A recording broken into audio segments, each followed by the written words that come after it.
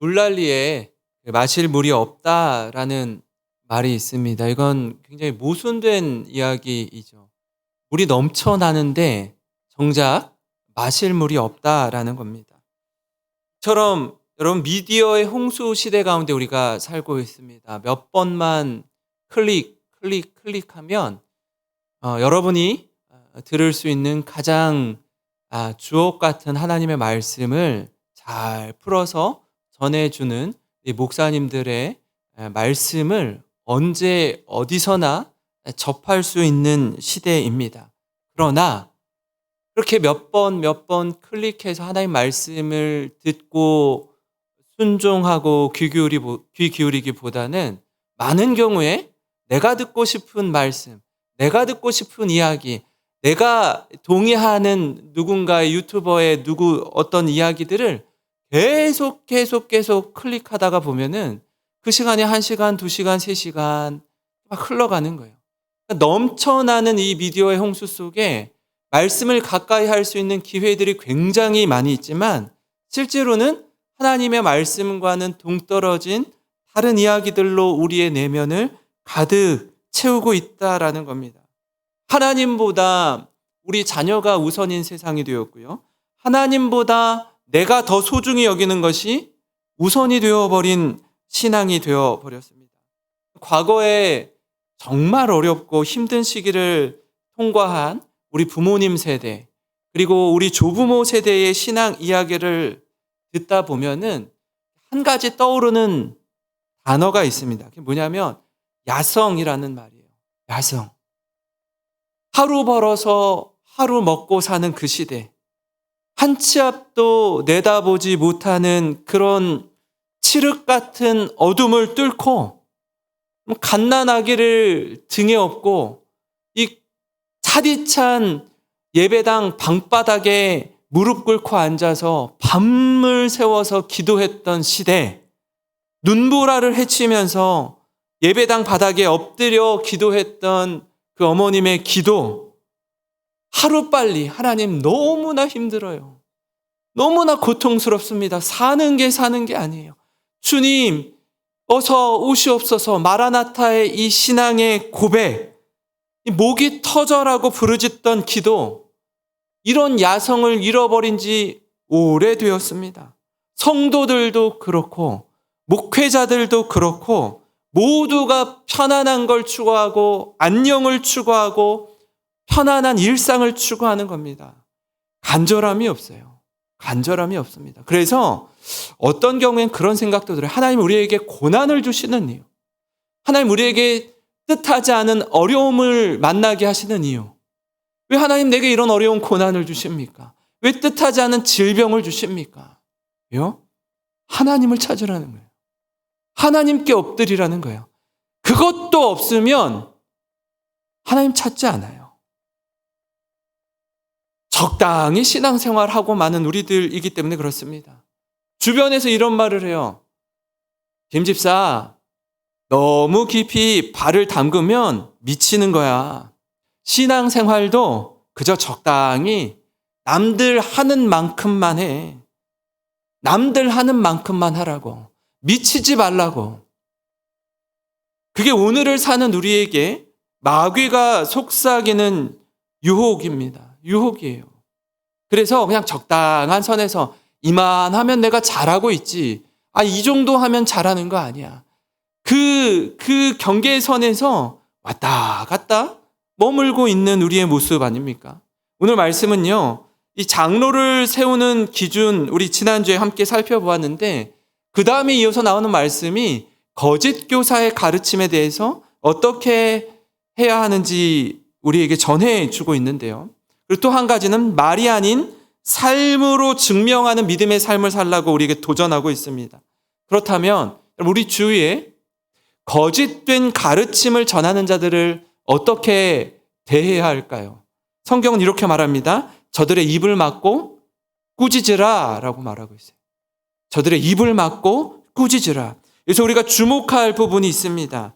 지난주 우리가 9절에 이어서 10절 사이에 원어 성경을 보면은 왜냐하면을 가리키는 헬라어 단어 가르라는 말이 들어있는데요. 이게 무슨 말이냐 하면 9절과 10절을 이어서 읽으면 우리가 좀 더 이해하기가 수월합니다. 디도서 1장 9절부터 11절 상반절 말씀인데요. 제가 한번 읽어드리겠습니다. 믿분 말씀의 가르침을 그대로 지켜야 하리니 이는 능히 바른 교훈으로 권면하고 거슬러 말하는 자들을 책망하게 하려 함이라. 왜냐하면 불순종하고 헛된 말을 하며 속이는 자가 많은 중 할례파 가운데 그러하니 그들의 입을 막을 것이라. 여러분, 장로를 그레데 교회에 장로를 세우는 일을 사도 바울이 디도에게 부탁했습니다.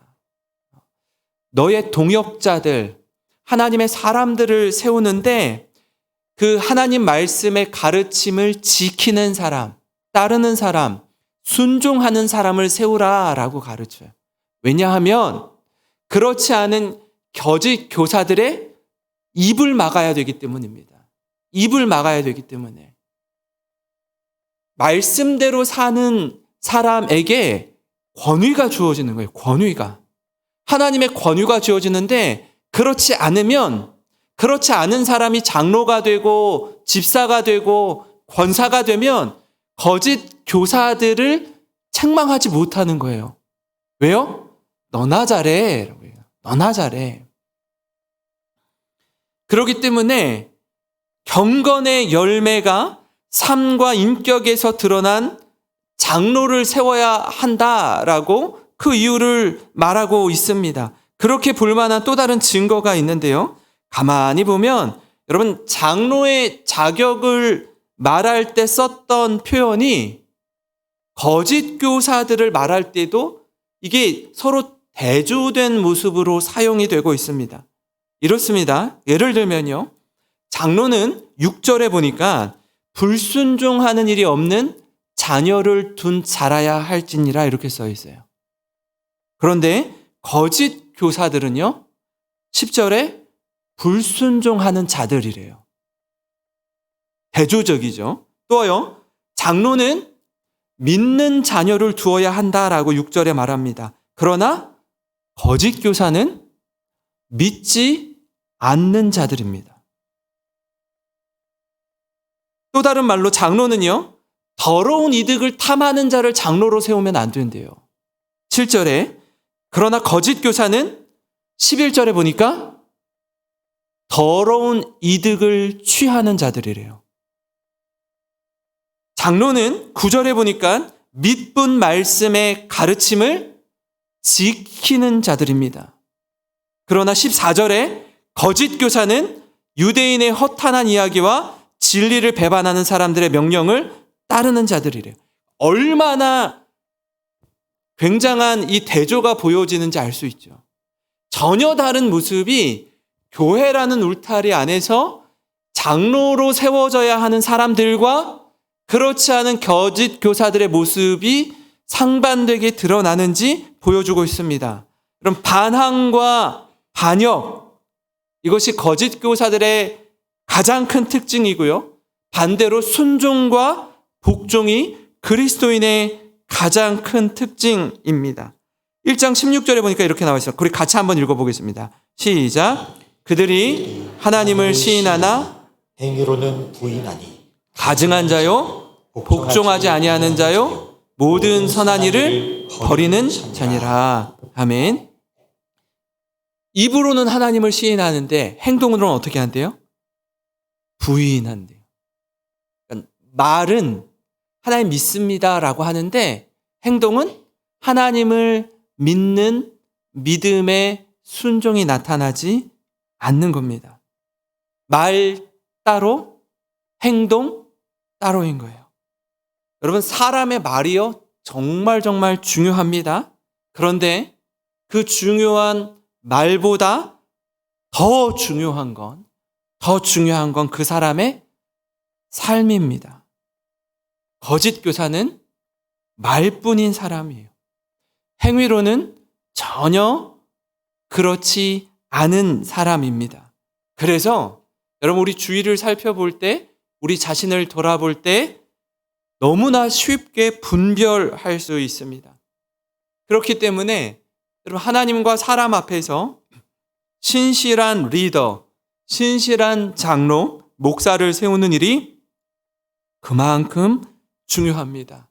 왜냐하면 교회의 이 디그니티라고 해요.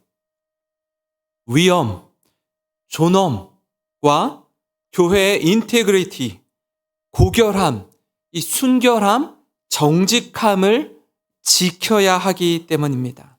사랑하는 성도 여러분, 그레데 교회를 통해서 교회라는 곳이 문제가 있음을 우리가 봅니다. 왜 그렇습니까? 교회인 우리, 걸어다니는 교회, 움직이는 교회인 우리에게 연약함이 있기 때문입니다. 그러나 이 교회가 교회됨의 본질을 희석시키고 율법주의와 함께 이 말과 행동이 다르고 신앙과 생활이 다른 이들이 교회를 혼란스럽게 할 때 교회를 지키는 것이 얼마나 중요한 일인지 모릅니다. 이 자리에 계시는 우리 성도님 한 분 한 분이 말씀 안에서 성숙한 그리스도인으로 살아가시는 우리 모든 성도님이 되시기를 주님의 이름으로 축원합니다. 그러면요, 여러분 그리스도인은 어떻게 살아야 할까요? 그리스도인인 우리, 움직이는 교회인 우리, 각 기관과 속회와 다락방과 가정과 여러분 섬기는 직장과 어느 곳에서든지 크고 작은 리더로 또 지도자로 세움받은 우리가 어떻게 살아야 합니까? 하나님의 말씀을 듣고 순종하며 살아야 합니다. 우리가 앞서 살펴본 거짓 교사들의 특징이 뭐죠? 불순종하고 헛된 말을 하며 다른 사람을 속이는 사람입니다. 그리고 더러운 이득을 취하고 진리가 아닌 것을 가르쳐서 가정을 무너뜨리는 자들이에요. 가정을 무너뜨려요. 이단의 주요한 특징이 뭐죠? 가정을 무너뜨려요. 가정을. 자녀들이 이단에 빠지고 또 하나님을 떠나서 거기에 심취해 있을 때에 어느 누구의 말도 듣지 않죠. 심지어 부모님의 말도 듣지 않습니다. 가정이 파괴되고 깨어집니다. 그러면서 여러분 입으로는 하나님을 시인하는 것 같지만 행위로는 하나님을 부인하고 있어요. 이런 자들이요, 교회 안에 있습니다. 교회 안에 있어요. 교회 밖이 아니라 교회 안에 있어요. 그러니 사도 바울의 마음이 얼마나 안타까웠겠습니까? 제가 이단 강의와 세미나를 듣고 하면서 이런 이야기를 들은 적이 있어요. 교회를 개척하고 제자 훈련을 하고 한 20년 정도 지났다고요. 20년 정도. 20년. 그 교회 목사님이 계속해서 제자 훈련을 하고 순장들을 세우고 교회 리더십들을 세우고 훈련을 시켰는데 20년을 같이 했는데 훈련을 받은 사람 중에 순장 중에 심지어 그 교회 시무 장로 중에 20년을 같이 했는데 그 안에 신천지가 있었대요.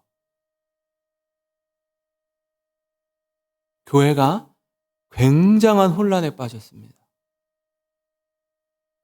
지금 시무 장로인데 신천지인 거예요. 그 교회 담임 목사님이 너무 충격을 받았어요. 신천지가 들어와서 예배를 드리고 5년, 10년을 자신의 본색을 드러내지 않고 예배를 드리다가도 사실 이렇게 신앙생활을 하고 말씀을 나누고 교제하고 훈련받고 하는 과정 가운데 신천지였다가도 말씀 안에서 깨어지고 돌아오면 너무 좋을 텐데 그러지 않은 모습에 목사님이 너무나 큰 충격을 받은 거예요. 교회가 큰 어려움에 처한 그런 사례를 들으면서 저 역시 너무나 놀라지 않을 수 없었습니다. 여러분, 하나님 앞에서 사람을 세우고 일꾼을 세운다라는 건 너무나 중요합니다. 제가 우리 순장 훈련을 할 때 늘 드리는 말씀이 있어요. 교회가 아무리 어렵고 힘들어도 지도자를 세우고 리더를 세울 때 적어도 저는 급한 마음에 막 아쉬운 마음에 이렇게 막 아무나 세우려고 하지는 않을 겁니다라고 말씀드렸어요. 왜냐하면 급하니까 사람이 없으니까 세웠다가도 아차 싶을 때가 있거든요. 이분이 아직 부족한데 급한 마음에 순장님으로 세웠다가 급한 마음에 뭐로 세웠다가 더 큰 어려움을 겪는 거예요. 더 큰 어려움을. 이보다 더 큰 어려움은 뭔지 아십니까? 그분의 그 리더의 자리를 내려놓게 하는 게 더 힘들어요. 그분에게 부탁해서 강청해서 좀 섬겨주십시오라고 세우는 것보다 더 힘든 게 뭐라고요? 그분의 그 일을 내려놓게 하는 게 10배는 더 힘들어요. 왜요? 그러지 않으면 교회가 어려움 가운데 처하거든요. 위기 가운데 노출되거든요. 근데 급한 마음에 그럴 수 있다고요. 여러분, 사람을 세운다라는 것, 리더를 세운다라는 것, 장로를 세운다라는 건요, 쉬운 게 아닙니다. 쉽지 않습니다. 그렇기에 이렇게 말합니다. 13절, 14절에 잘못된 가르침으로 교회를 어지럽게 하고 가정을 파괴하는 자들을 어떻게 하라고요? 13절, 14절입니다. 이 증언이 참되도다. 그러므로 내가 그들을 엄히 꾸짖으라. 이는 그들로 하여금 믿음을 온전하게 하고 유대인의 허탄한 이야기와 진리를 배반하는 사람들의 명령을 따르지 않게 하려 함이라. 그들을 어떻게 하라고요? 엄히 꾸짖으래요. 꾸짖으래요. 요즘에 교회에 권징이 있습니까? 치리가 있습니까? 꾸짖습니까? 성도들이 교회 떠날까봐 목사들이, 장로들이 그렇게 못해요. 잘 못해요. 꾸짖지를 못해요. 잘못하는데 바른 길로 인도하려고 하지 않아요. 왜요? 무슨 얘기 들을까봐? 당신이나 똑바로 해. 그 얘기 들을까봐. 그 얘기 들을까봐. 그래서 어떤 사람을 세우라고요? 하나님과 사람 앞에 칭찬받는 사람, 성령 충만한 사람, 지혜가 있는 사람. 그래서 어려워요. 어려워요. 교회를 보호하려면, 더 많은 성도들을 보호하려면 때로는 꾸짖음이 필요합니다. 목사와 장로가 해야 하는 일은 교회가 흔들리지 않도록 지키는 것입니다.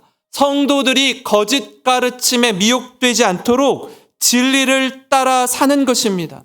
이런 측면에서 교회의 리더는요, 어떤 경우에도 흔들리지 않는 끝까지 하나님의 말씀을 듣고 믿음으로 순종하는 자여야 합니다.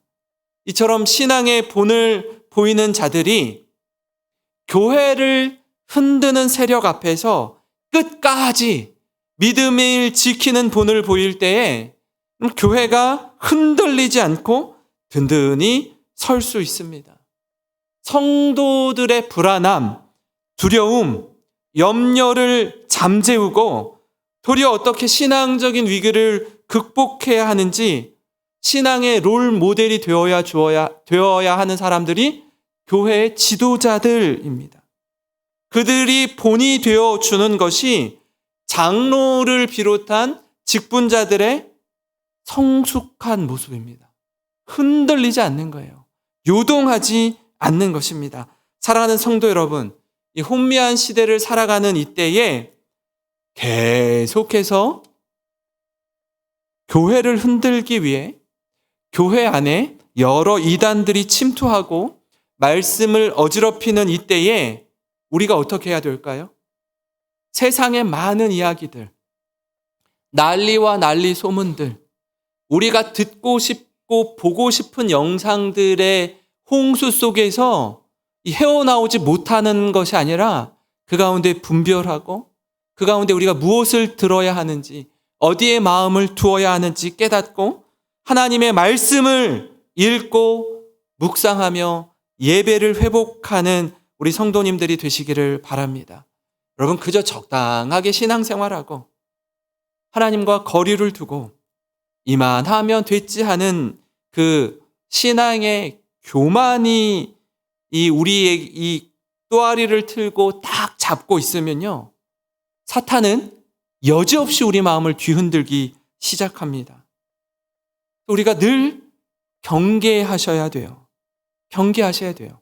제가 이번에 이 담티를 하면서 몇몇 성도님들이 이런 말씀을 하시더라고요. 우리 자녀가 30, 40대 자녀들이 과거에 코로나 전에 신앙생활을 그래도 제법 잘했다라고 말씀하시더라고요.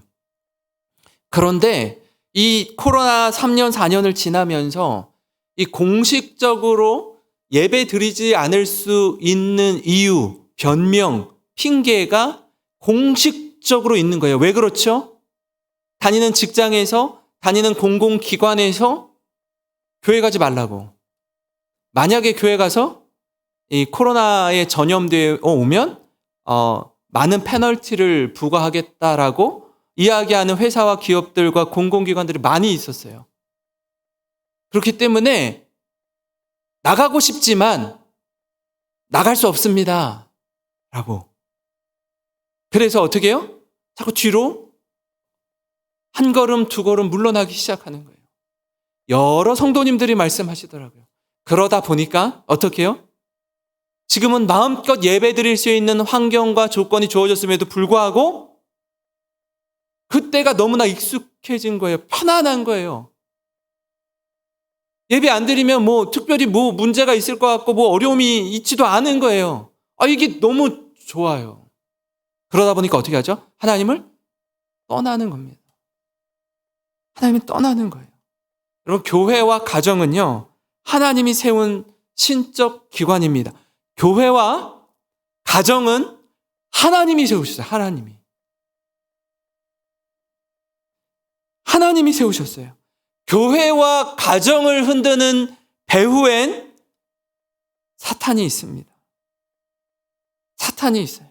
그렇기 때문에 우리가 영적으로 깨어서 기도해야 합니다. 기도하셔야 돼요. 하나님, 우리 가정, 우리 교회를 붙잡아 주시고 지켜 주시옵소서. 이제 2월 달입니다. 2월 달. 이 한 달이 지나면 3월부터 다락방과 이 신앙 강좌와 또 훈련, 제자 훈련과 여러 기관들이 이제 활동하기 시작합니다. 개강을 하기 시작해요. 여러분, 신앙의 공동체에서 바른 말씀을 배우시고 풍성한 은혜를 누리시기를 바랍니다. 새로운 학기를 준비하면서 하나님, 우리 교회가 2024년도 우리 새 은혜 집회 주제와 같이 하나님을 기대합니다. 하나님 아닌 다른 것을 기대하는 게 아니라 하나님을 기대합니다.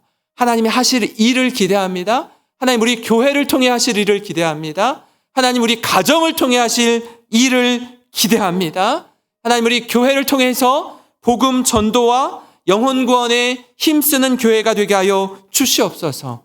우리 교회를 통해 우리 교회 주변에 있는 지역 사회와 이웃들에게 선한 영향을 끼치는 교회가 이 흥남 동산에 있어서 이웃들이 정말 행복해하고 기뻐하고 평안을 누리는 그런 교회 되기를, 그런 성도 되기를 주님의 이름으로 축원합니다. 오늘 우리 말씀